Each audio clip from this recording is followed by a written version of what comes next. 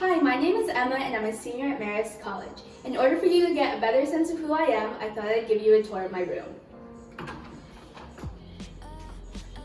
I think you can learn a lot about a person based on their personal space. So this is where I've done countless hours of studying and a few hours watching Netflix in bed, although it is senior year, so there's not a whole lot of time for that.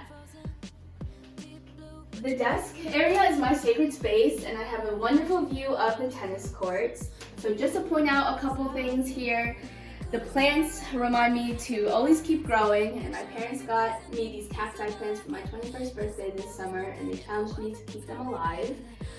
Here, this globe reminds me of all the fortunate places I've been able to travel to, and there are many more places on my bucket list. And this is probably my most prized possession in this room. It's my journal. I try to journal every day about my feelings and what's going on in my life so that I'll be able to look back several years from now and see what I was doing on this very day. I also have some really special mementos in here. These are letters just from this year from friends who don't go to Marist, and I think leather writing is a lost art that I'm trying to bring back into style because so many college students are constantly on their Snapchat messages, Facebook, Twitter, you name it.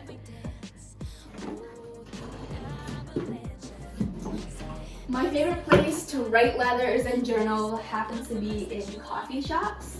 And this was a fun project I did on InDesign over the summer. I took 9 of my favorite coffee shop logos and put them on here. So the first thing when I wake up in the morning, I see is coffee, and that motivates me to head downstairs and make a fresh pot to start my day off right.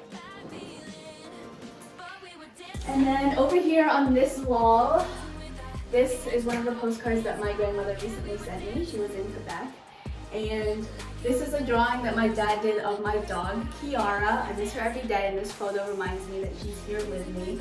My dad is an artist, and he was the one who really inspired me from a young age to have a passion for writing and expressing yourself in various mediums.